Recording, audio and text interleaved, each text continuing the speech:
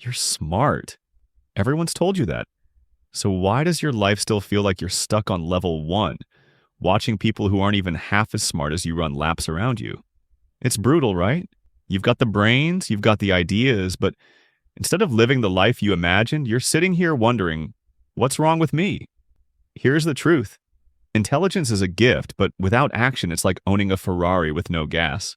And in the next few minutes, I'm going to expose the 6 traps smart people fall into that keep them stuck and how to finally escape. Chapter 1. Stuck in research mode. You ever catch yourself with 12 tabs open, bouncing between articles, videos, maybe even a podcast playing in the background, feeling like you're making progress? But if we're honest, you close your laptop at the end of the night and realize you haven't actually started anything. That's the trap of research mode. See, your brain loves it. Every new idea, every new framework gives you this tiny dopamine hit. It feels productive, like you're moving forward. But here's the uncomfortable truth. Learning isn't the same as doing. You can know how to start a business, how to get fit, how to write a book, but if you never take the first messy step, all that knowledge just piles up like dust on a shelf. And if you're smart, you're even more vulnerable. You tell yourself you're just waiting for the right time, or still comparing options. It sounds logical, but it's really procrastination wearing a lab coat. Think of it like this. You're building castles in your head. Massive, detailed, perfect castles. But in real life, you haven't laid a single brick, and no one's living in your imagination.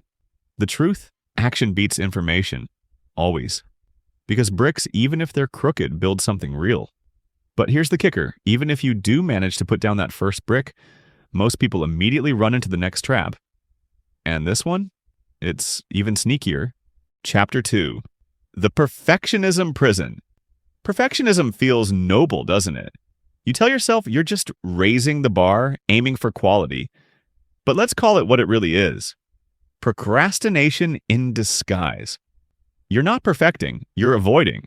You're polishing chains. They might look shiny, impressive even, but at the end of the day, you're still stuck in the same spot.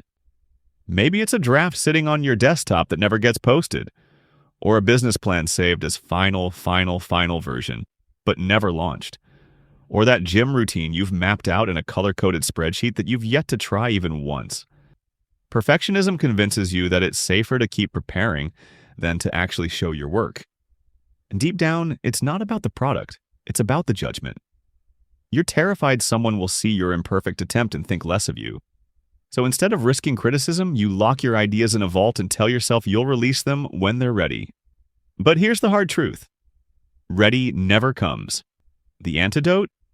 Permission to suck. That ugly first draft, that shaky first video, that messy first rep, that's the price of entry. Done will always beat perfect because done actually exists. Perfect lives only in your imagination. Just start. You will get better along the way. Chapter 3. Fear runs the show. Here's the thing about being smart. Your brain is like a risk calculator on steroids. You can see every single way something might go wrong before you even start. And instead of protecting you, that intelligence traps you in overthinking. It's not the failure itself you're afraid of. It's looking stupid while failing. You'd rather quietly do nothing than take a shot and have people watch you miss. The embarrassment feels worse than the actual loss. But let's zoom out. What's the bigger failure? Trying, messing up, and learning something? Or staying exactly where you are for the next 5, maybe 10 years? That's the real nightmare. Watching time slip by while your potential collects dust. And here's the paradox. By trying so hard not to look foolish, you create the very regret you were trying to avoid. You end up sitting in the same place year after year, wondering when life is going to finally start. It's like drowning in comfort. The water's warm, you've got Netflix and snacks, so it doesn't feel urgent. But slowly, quietly, you sink. And by the time you notice, the shore is miles away. The only way out? Risk a wave. Get uncomfortable. Because the wave might toss you around, but it'll also push you forward. Chapter 4. The Potential Curse. Being told you're full of potential sounds like a compliment when you're a kid. Teachers say it, family brags about it. Maybe friends even tease you for being the smart one. But as you get older, that label starts to feel less like a gift and more like a curse. Because here's the problem. Potential is about the future. It's a promise of what you could be.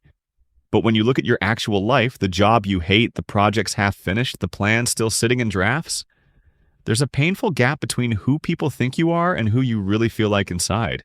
And you're aware of it. Painfully aware. That's why you laugh at videos like this and comment, "Stop roasting me." Because it's true and you know it, but awareness doesn't solve it. Instead, it creates a vicious loop.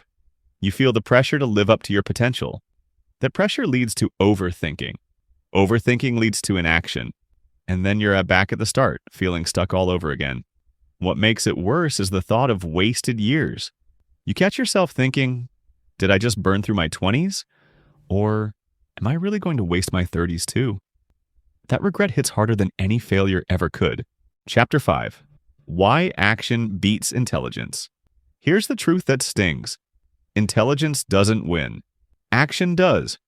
You can be the smartest person in the room, but if you never move, someone with half your brain and twice your courage will outrun you every time.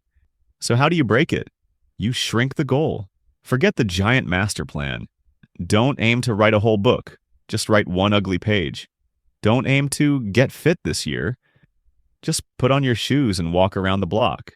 One small move cracks the door open. Next, set deadlines. Infinite planning feels safe, but it's a trap. A deadline forces you to choose, to commit, to act, even if it's messy. That urgency is the kick your brain keeps talking you out of. And stop tracking ideas. Track actions. Nobody cares how many YouTube videos you watched about starting a business. What matters is, did you actually make the call, send the email, post the draft? Actions are the scoreboard. Here's another shift. Reward imperfection. Celebrate the ugly first attempt. That awkward YouTube video with bad lighting. That workout where you barely lasted 10 minutes. Every flawed attempt is proof you're moving, while perfect plans keep you frozen. And finally, find daily discomfort. Growth doesn't live in comfort. Comfort is quicksand. One small moment of discomfort every day. Asking a question in a meeting, sending the risky pitch, posting something before it feels ready. That's how you stretch. Remember that Ferrari with no gas? Action is the fuel. Without it, your intelligence just looks pretty parked in the driveway. With it, you can finally move. Crooked, messy, imperfect, but forward. And now, let's bring it all home. Chapter 6. Rewriting the story. So let's step back for a second. Being smart but stuck isn't just your problem, it's a common trap. Tons of people with big ideas, degrees, and endless potential find themselves frozen while others who seem less qualified are out there winning. And the reason is simple. Life doesn't reward potential. It rewards action. You don't get paid for what's in your head. You get paid for what you actually do. That doesn't mean your intelligence is worthless. It just means you've been using it wrong. Intelligence isn't supposed to be a prison that keeps you analyzing and overthinking. It's a tool. It should guide your steps, not stop you from taking them. And here's the part nobody tells you. Confidence doesn't show up before you act. It shows up after. You take a messy step, survive it, and suddenly you realize, wait, I can do this. Every rep builds strength. Every small action rewires the story you've been telling yourself. Stop waiting to be perfect. Start moving and let the world catch up. Because being smart isn't the problem. Staying stuck is. And now you know. You don't have to stay there. All right, now it's on you. I don't want you to just nod along, close this video, and fall back into the same cycle. I want you to prove to yourself that you can move. So here's the challenge. Take one tiny action today. Doesn't have to be huge. Send the email you've been putting off. Open the document and write just one paragraph. Do 5 push-ups. Something small, something messy, but real. And when you've done it, drop it in the comments. Not for me. For you. For the community. When you share your action, it creates a ripple. Someone else scrolling through might see it and think, if they can move, I can too. That's how we build momentum together. If this video pushes you, the next one will pull you even further. So hit subscribe, because I'm not here to just inspire you for 5 minutes. I'm here to help you actually change. Remember this, Smart isn't the problem. Staying stuck is, and that ends today.